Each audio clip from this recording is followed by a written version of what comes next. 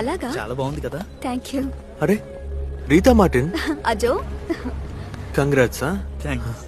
ఇంతకు ముందే పరిచయం ఉందా? అందరం ఒకే కాలేజ్. అలాగా. ఆహా, నీ కాలేజేనా? కానీ తను చదివి పాస్ అయ్యి చాలా కాలమైందే. ఇంకా నువ్వు ఎన్ని సబ్జెక్టులు పాస్ అవ్వాలి? వాడికి ఏం జ్ఞాపకం ఉంటుంది? 6. తను చదువుకుంటున్న రోజుల్లో బలాదూరు తిరగకుండా బాగా చదువుకుని పాస్ అయింది. హ, నువ్వు ఇలాగే తిరుగుతూ ఉండు. అన్నా ఆ?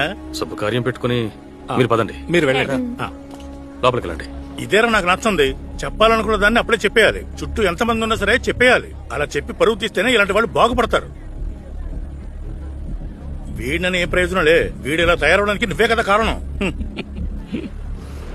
మీరు మీ అబ్బాయి గురించి మాత్రం మాట్లాడితే బాగుంటుంది పెద్దనాన్న. అజో ఏంట్రా మర్యాద లేకుండా మాట్లాడుతున్నావు? మీరు నాకు మర్యాద ఇస్తేనే నేను మీకు మర్యాద ఇస్తాను. సారీ చెప్పరా. మీ నాన్న కూడా అన్నతో ఈ విధంగా ఎప్పుడు మాట్లాడలేదు. సారీ చెప్పరా. సారీ చెప్పరా. సారీ.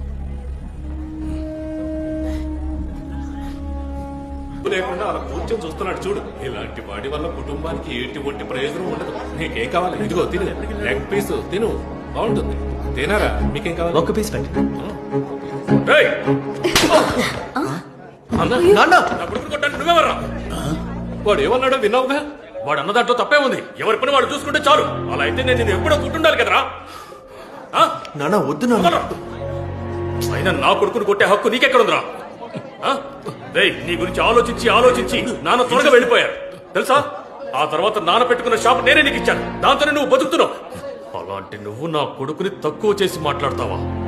రే ఏంట్రా, చుట్టాలందరూ ఉండగా ఎందుకురా గొడవ?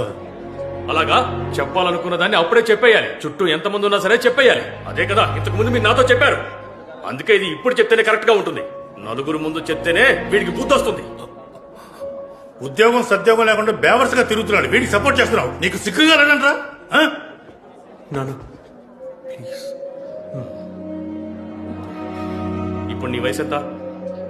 నీ వయసు ఎంతో చెప్పరా. 26. వీడి వయసులో మీరేం చేస్తుండేవారు? ఏమీ చేసేవారు కాదు. సిగ్గు గురించి మాట్లాడారు కదా. కోళికోడ్లో పక్కింట్లో ఒక అమ్మాయితో మిమ్మల్ని చూసి కట్టి పడేసినప్పుడు ఆ రోజు మన నాన్న పడిన బాధలో 1000వ వంతు కూడా వీడి వల్ల నేను ఎప్పుడు అనుభవించలేదు. ఒకళ్ళకి నీతులు చెప్పేటప్పుడు వాళ్ళ గురించి కాస్త ఆలోచించుకోవాలి. అప్పుడు నీతులు చెప్పాలి. నా కొడుకు ఎలా బతకాలో వాడికి తెలుసు. వాడికి ఎవరో నీతులు చెప్పక్కర్లేదు.